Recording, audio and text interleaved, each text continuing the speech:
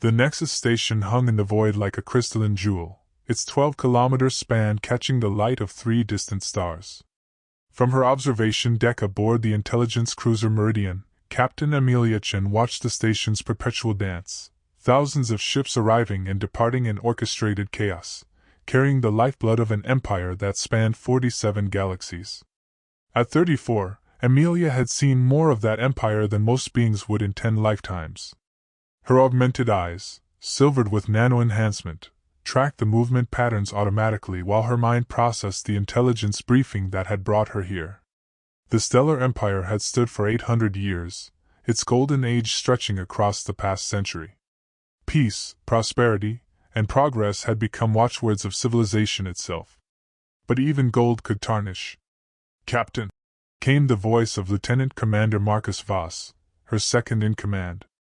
The cybernetic implant at his temple glowed soft blue as he processed incoming data streams.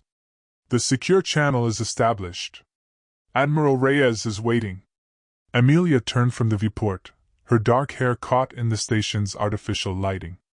The Intelligence Division's dress uniform, midnight blue with silver threading, had always felt more like armor than clothing. Today, it felt like both. The holographic projector hummed to life, casting Admiral Reyes' weathered features into the briefing room. Even across quantum channels, the old man's presence filled the space. Scars from the Andromedae campaign marked his left cheek, and his eyes held the weight of command that had shaped the Empire's military doctrine for 3 decades. "Captain Chen," Reyes began without preamble, "what I'm about to share with you carries a classification level that doesn't officially exist. Are you prepared for that responsibility?" "Yes, sir." Amelia's response came without hesitation, though her pulse quickened.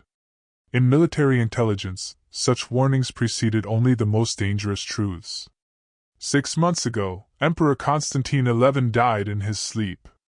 Natural causes, according to the medical board. The transition of power to Emperor Marcus IX proceeded smoothly. Too smoothly.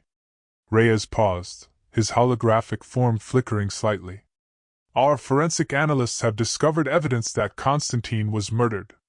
Moreover, Marcus Ix's claim to the throne is fraudulent.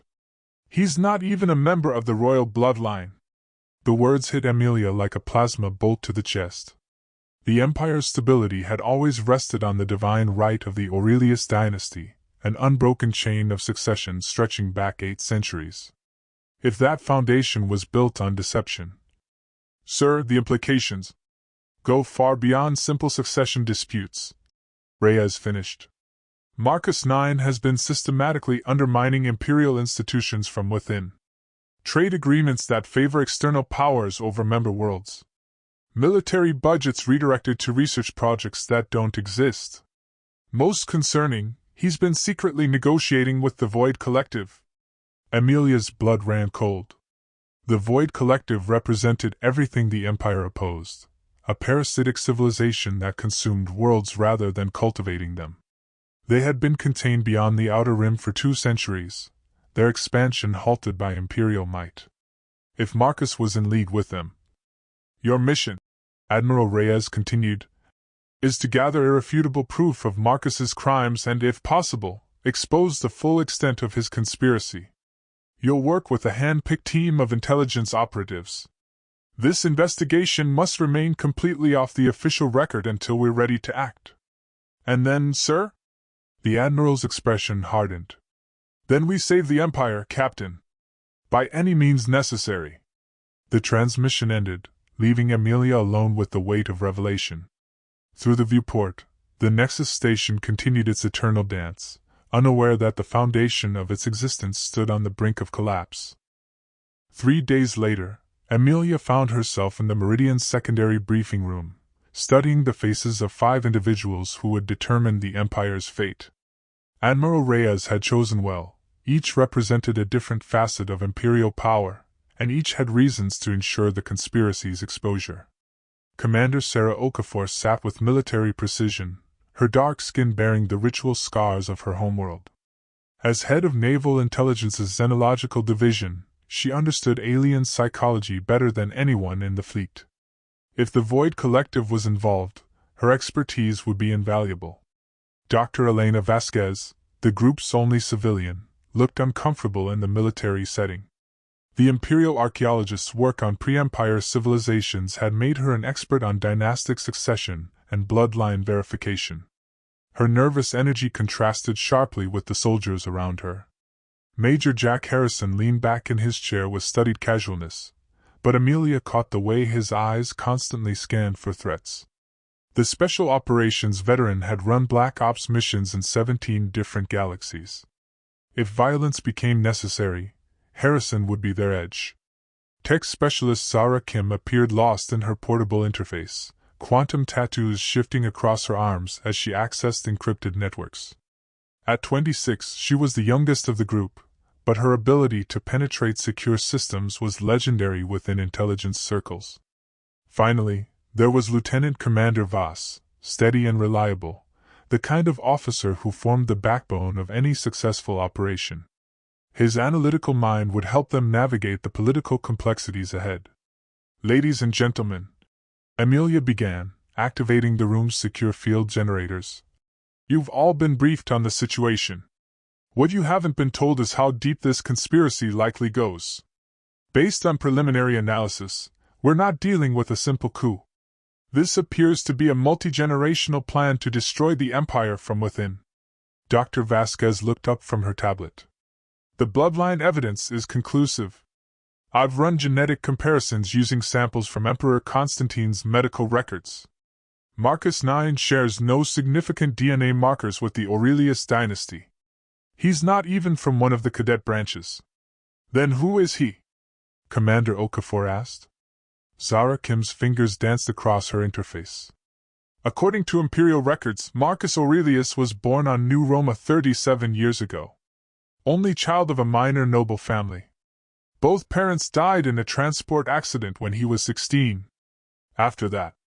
She paused, frowning at her display. "After that, his records become remarkably sparse until he emerged as a political figure 5 years ago. Conveniently erasing his past." Major Harrison noted. "Classic intelligence work. Create a legend, eliminate traces of the original identity." "Which suggests professional training," Amelia agreed. "The question is, who trained him? And why?" Commander Okafor activated her own display, showing a star map of the Outer Rim territories. "The Void Collective has been unusually quiet for the past decade. Their expansion stopped, their rating decreased. At the time, we attributed it to our containment efforts. But if they were planning something like this, they need time to infiltrate and position their assets," Lieutenant Commander Voss finished. "A 20-year plan minimum." Dr. Vasquez stood and began pacing, her academic mind working through the implications. "But the complexity involved, they need agents throughout the Imperial hierarchy. Not just Marcus, but supporters, enablers, people to cover his tracks and legitimize his rise to power." "The Council of 12, Amelia said quietly. "Marcus couldn't have seized power without support from other council members. We need to identify his co-conspirators." Major Harrison leaned forward. "That's going to be dangerous work. If they suspect we're investigating, they'll move to eliminate the evidence. And us. Which is why we're going to be very careful," Amelia replied. "Zara, I need you to begin a deep analysis of financial records. Look for unusual patterns in the past 5 years. Payments, transfers, anything that might indicate coordination between Marcus and unknown parties." "Already on it, Captain. I've got some preliminary data that looks interesting. Commander Okafor, I want you to reach out to your contacts in Xenological Division. See if there's been any unusual communication with entities beyond the Outer Rim. Dr. Vasquez, can you expand your genealogical research? I want a complete family tree for every member of the Council of 12. It'll take time, but yes. The Imperial Archives have extensive bloodline records. Major Harrison, Lieutenant Commander Voss, you're with me. We're going to pay a visit to the capital world. It's time to observe our new emperor up close." As the meeting broke up, Amelia remained at the table, staring at the star map. 47 galaxies, trillions of beings, all depending on the stability of an institution that might be rotting from within. The weight of responsibility pressed down on her like the gravity of a neutron star. But she had faced impossible odds before. The Empire had been built by people who refused to accept defeat, who found ways to triumph against overwhelming opposition. If Marcus 9 thought he could destroy 8 centuries of civilization, he was about to learn what it meant to face the Empire's finest. The game had begun. New Rome stretched across the continent of Palatine like a living organism, its towers reaching toward the heavens while its roots delved deep into the planet's crust. Capital of an empire spanning 47 galaxies, it was simultaneously the most beautiful and most dangerous city in known space. Amelia stood on the observation platform of the diplomatic transport, watching the city grow larger as they descended through layers of atmospheric traffic. Beside her, Major Harrison checked his weapon configurations for the 3rd time, while Lieutenant Commander Voss reviewed intelligence briefings on his personal display. "First time to the capital?" Voss asked. "No," Amelia replied. "I was here 5 years ago for the strategic assessment review. But it feels different now. More watchful." She wasn't wrong. Even from orbit, the changes were visible. Additional defense platforms ringed the planet, their weapons systems tracking every approaching vessel. The traffic pattern showed the rigid efficiency of a city under subtle martial law, though the propaganda broadcasts still spoke of peace and prosperity. Their cover identities were solid, a team of efficiency consultants hired to review military supply chains. Boring enough to avoid attention, legitimate enough to gain access to government facilities. But as their transport settled onto the landing platform, Amelia felt the weight of 1,000 watching eyes. "Remember," she murmured to her companions, "we're here to observe and gather intelligence. No direct action unless absolutely necessary." The Imperial Palace dominated the city center, its crystalline spires reaching 3 kilometers into the sky. Built from materials harvested across the Empire, it represented the greatest achievement of galactic civilization. Today, it also housed what might be its greatest threat. Their first stop was the Ministry of Supply, a massive complex that coordinated logistics for the entire Imperial military. Under their consultant cover, they had legitimate access to shipping records, budget allocations, and resource distribution data. If Marcus 9 was secretly funding anti-imperial activities, the evidence would be here. "Fascinating patterns," Lieutenant Commander Voss commented as they reviewed transportation logs in a secure conference room. "Look at these shipping manifests from the past 6 months." Amelia studied the data streams flowing across the holographic display. "Military supplies being redirected to, where are these coordinates?" "Outer Rim territories," Major Harrison noted grimly. "Specifically sectors that border void collective space." "That could be defensive preparations," Voss pointed out. "Could be. But look at the quantities." Amelia highlighted specific entries. "Enough weapons and supplies to outfit 50 divisions. Far more than any defensive position would require. Unless you're planning to arm someone else's military," Harrison concluded. Their analysis was interrupted by a soft chime from Amelia's communication device. A message from Zara Kim, transmitted through encrypted channels. "Financial analysis complete. You need to see this. Emergency protocols." Emergency protocols meant immediate exfiltration if possible, or activation of dead-drop communication if not. Amelia made the decision quickly. "Gentlemen, we're cutting this short. Something significant has developed." They left the ministry through separate exits, following predetermined routes through the city's commercial districts. New Rome's beauty made their clandestine movement almost surreal, gardens filled with flowers from a dozen worlds, architecture that blended the greatest styles of galactic civilization, art and music that celebrated 8 centuries of peace. All of it built on foundations that might be crumbling. The safe house occupied the 3rd floor of an unremarkable apartment building in the Mercantile Quarter. Zara Kim was waiting for them, her usually controlled demeanor replaced by barely contained excitement and fear. "Captain, you need to see this financial data. I've been tracking payment flows through 17 different banking networks, following the digital breadcrumbs Marcus 9 left behind. The holographic display filled with complex charts and data streams, but Zara guided them through the maze with practiced efficiency. 3 years ago, Marcus began receiving payments through a shell corporation based on Terminus Station. Terminus is technically neutral territory, outside Imperial jurisdiction. But look at the source of the funds. She highlighted a series of transactions, tracing them backward through layers of financial obfuscation.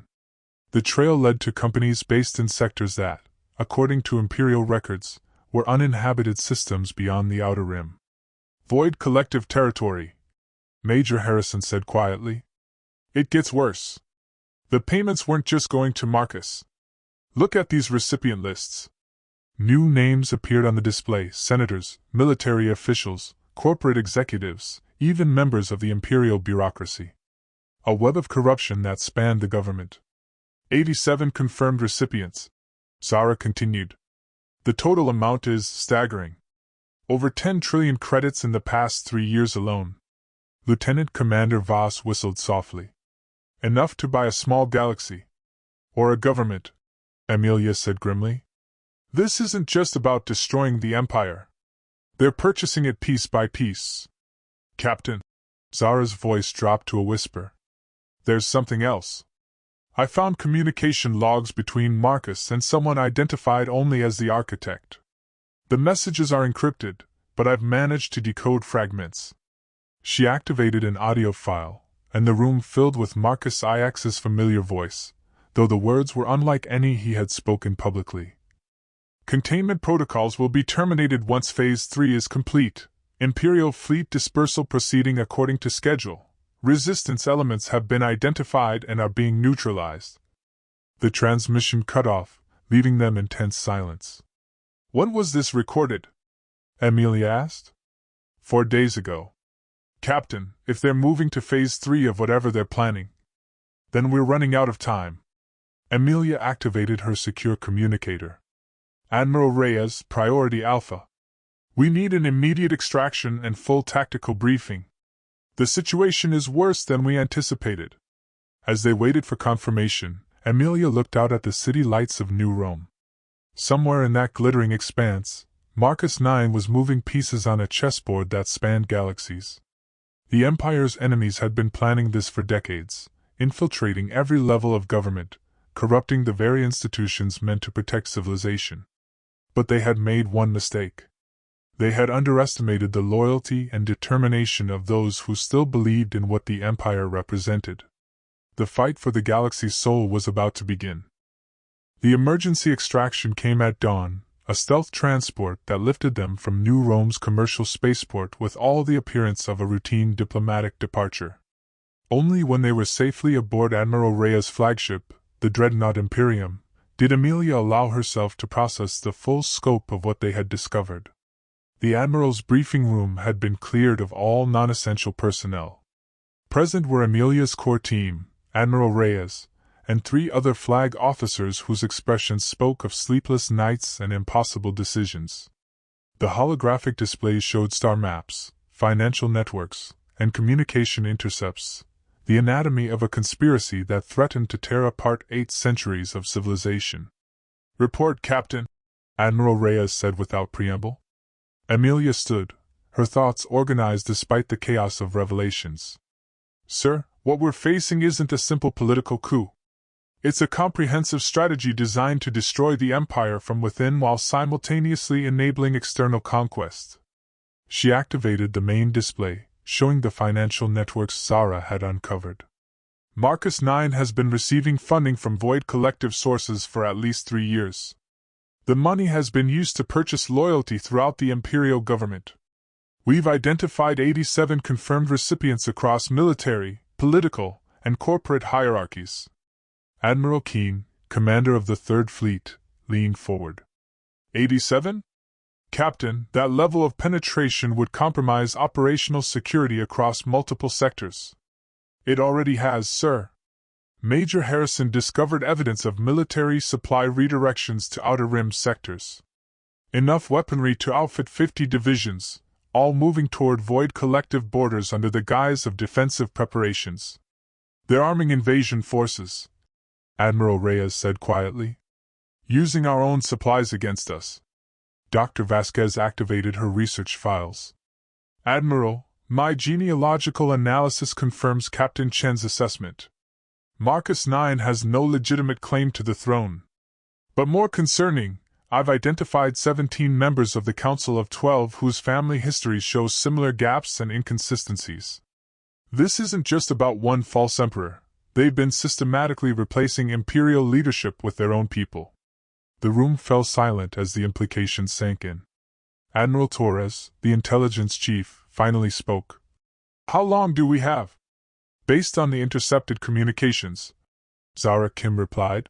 They're implementing Phase 3 of their plan. We don't know all the details, but fragments suggest they're moving to disable our defensive capabilities while enabling Void Collective forces to penetrate Imperial space. Admiral, Commander Okafor interjected. My contacts in Xenological Division have reported unusual signals from beyond the Outer Rim. Deep space monitoring stations have detected massive energy signatures consistent with Void Collective fleet movements. They're not just planning an invasion, they're already positioning for it. Admiral Reyes stood, his weathered face grim with determination. Ladies and gentlemen, we're facing the greatest threat in Imperial history. The question is, what do we do about it? Major Harrison spoke first. Direct military action against Marcus would trigger civil war. Even if we could prove his illegitimacy, too many people in government are compromised. We'd be fighting on multiple fronts. And the Void Collective would use that chaos to advance their invasion. Lieutenant Commander Voss added. We need a strategy that neutralizes the internal threat while maintaining our defensive capabilities. Amelia had been thinking through possibilities during the briefing, weighing options against resources and time constraints. Admiral, what if we don't fight the conspiracy directly? What if we turn it against itself? Explain. The conspirators think they control the information flow. They believe their communications are secure, their financial networks hidden. But Zara has penetrated their systems. What if we use that access to feed them false information? Make them think their plan is working while we prepare countermeasures? Zara's eyes lit up with understanding. A feedback loop. We could make them accelerate their timeline, force them to reveal more assets while thinking they're ahead of schedule. Meanwhile, Commander Okafor continued, we prepare loyal fleet elements for the real Void Collective assault. Use the intelligence we're gathering to predict their invasion routes and concentration of forces. Dr. Vasquez nodded enthusiastically.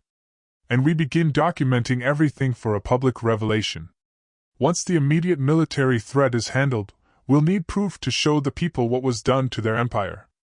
Admiral Reyes considered the plan, his strategic mind weighing risks and probabilities. It's audacious. And dangerous. If they discover what we're doing, then we fight them openly. Major Harrison said simply.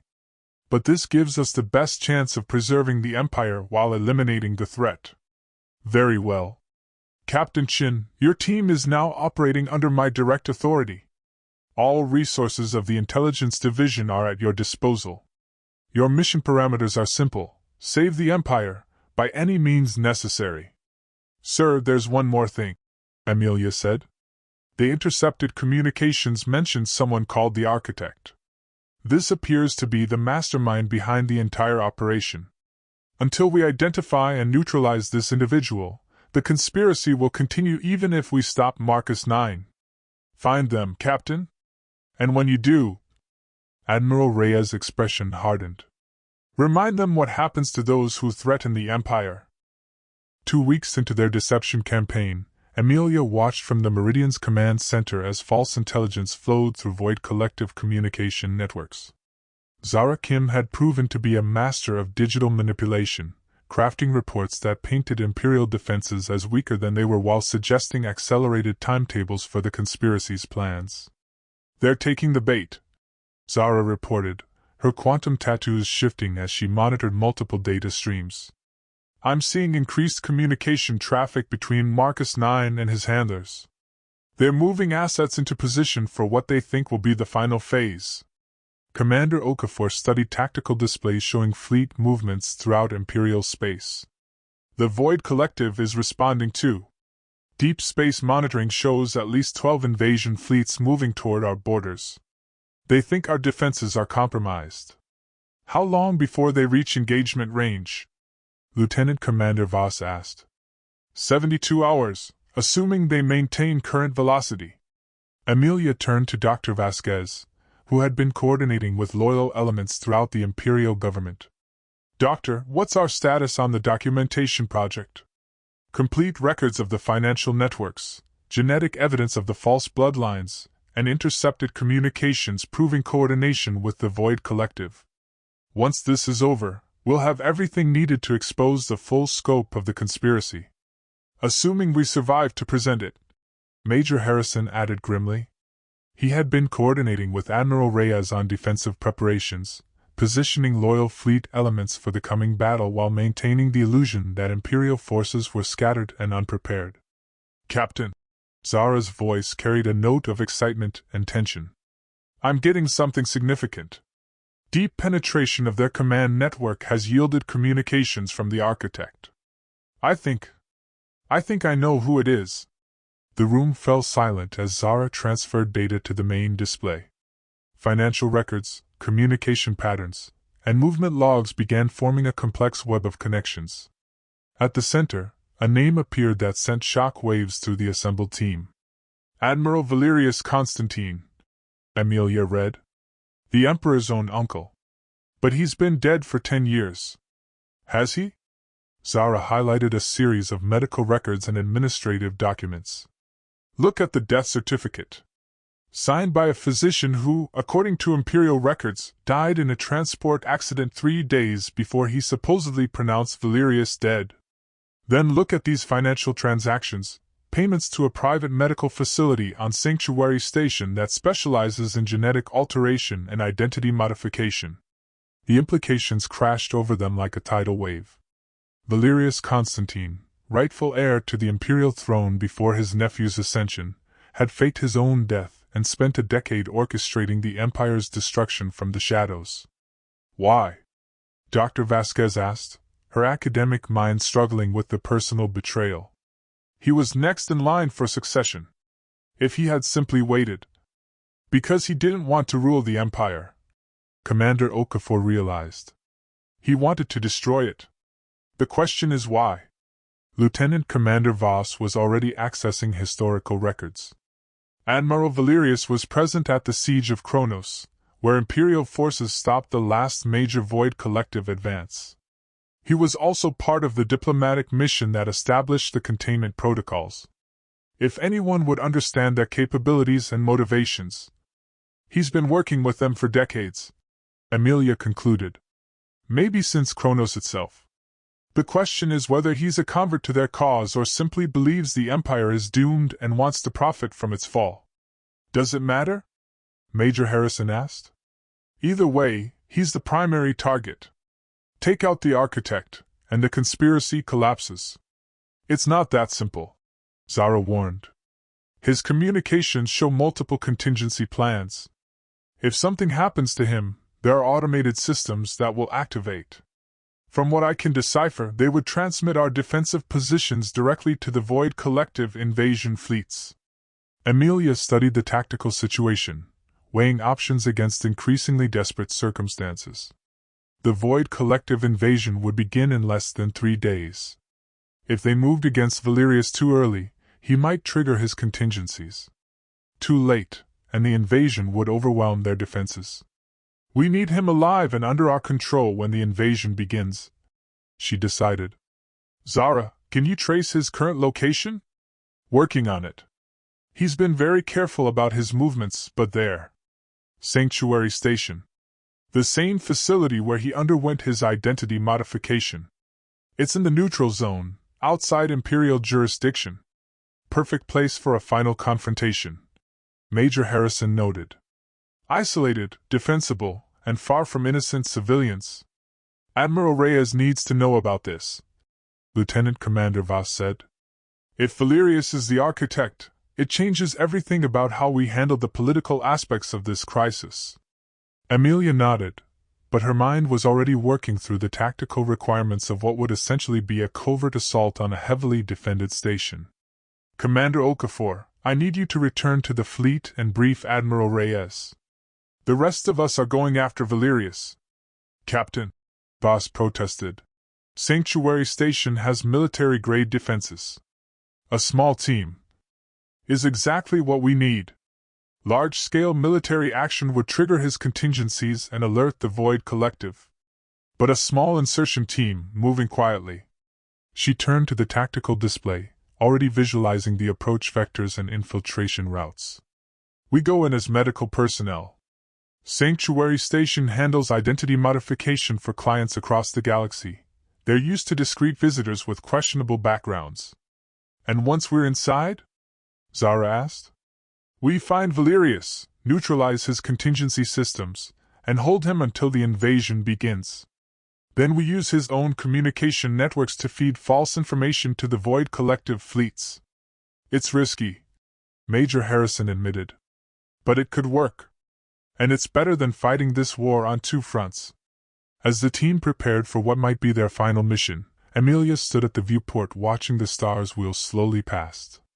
Somewhere among those distant lights, Void Collective fleets were advancing toward Imperial space, confident that their decades-long plan was nearing fruition. In the capital, Marcus IX continued his charade as Emperor, unaware that his puppet masters were preparing to discard him. But in the depths of space, loyal servants of the Empire were preparing to remind their enemies of a simple truth: the stars belonged to those brave enough to defend them. The final confrontation was about to begin. Sanctuary Station hung in the void between galaxies, a neutral port that asked no questions and harbored those who preferred anonymity. Built into a captured asteroid, its irregular structure defied standard architectural logic, a maze of passages and chambers that had grown organically over decades of expansion. Amelia adjusted her civilian clothing as their medical transport approached the station's docking bay. Beside her, Major Harrison looked uncomfortable in the role of research physician, while Zara Kim seemed to relish the opportunity to play a wealthy patient seeking genetic enhancement. Lieutenant Commander Voss, posing as their administrative coordinator, reviewed falsified medical records on a portable tablet. Remember, Amelia murmured through their encrypted communicators. We're here for routine enhancement procedures. Nothing unusual or memorable. Our target is in the high-security medical wing, Section 7. The docking process proceeded smoothly, their forged credentials passing automated inspection without triggering alarms. Sanctuary Station's reputation for discretion worked in their favor. Security was designed to keep secrets in, not investigators out. The station's interior reflected its clientele's preferences for anonymity. Dim lighting, soundproof passages, and an atmosphere of expensive secrecy pervaded everything. Amelia noted the security arrangements as they moved toward the medical district: automated sentries, biometric scanners, and energy barriers that could isolate sections of the station within seconds. Impressive setup, Major Harrison commented quietly. Military-grade systems disguised as medical equipment. Perfect for someone who needs to disappear completely, Voss replied. Their route to Section 7 took them through the station's commercial district, where beings from dozens of species conducted business and whispered conversations. Amelia caught fragments of discussions involving rare minerals, proscribed technologies, and political intelligence.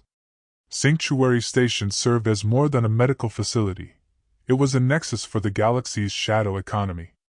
The medical wing's entrance was guarded by a security checkpoint manned by armed personnel in unmarked uniforms.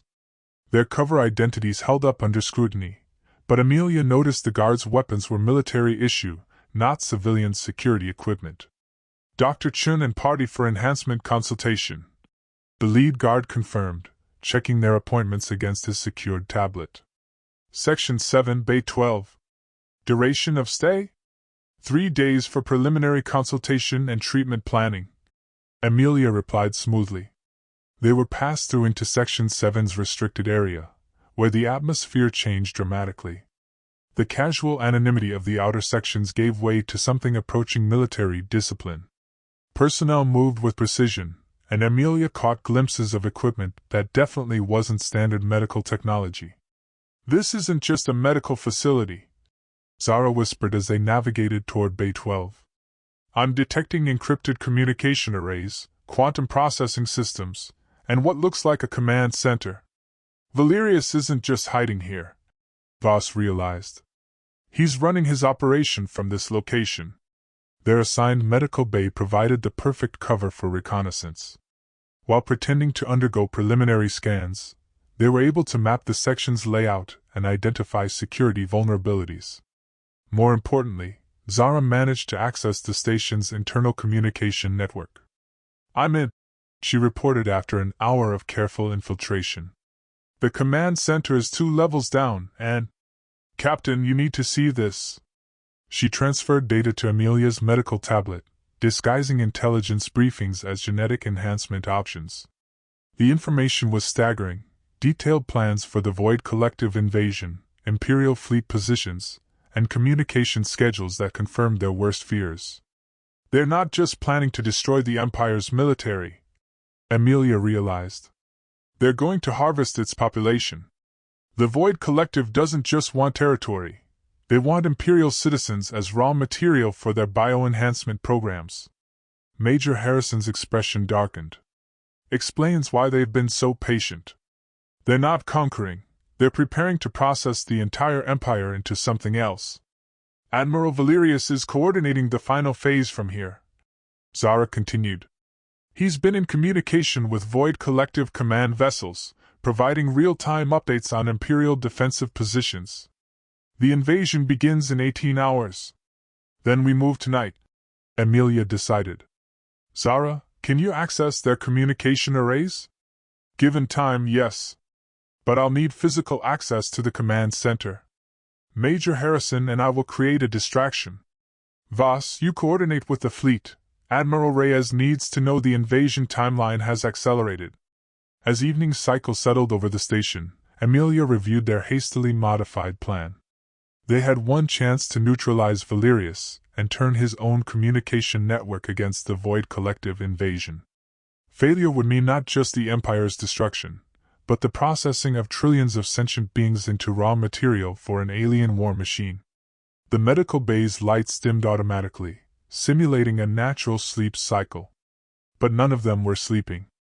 In 6 hours, they would attempt to infiltrate a heavily defended command center and confront a man who had spent decades orchestrating the Empire's destruction. "Captain," Major Harrison said quietly, "if this goes wrong..." "It won't," Amelia replied with more confidence than she felt. "The Empire has survived 8 centuries because people like us refused to let it fall. Tomorrow, the galaxy will learn that some things are worth fighting for." Outside their window, the stars wheeled in their eternal dance, indifferent to the human drama playing out in their shadows. But among those stars, Imperial fleets were moving into position, ready to defend civilization itself against an enemy that saw sentient life as merely another resource to be consumed. The final battle for the Empire's soul was about to begin.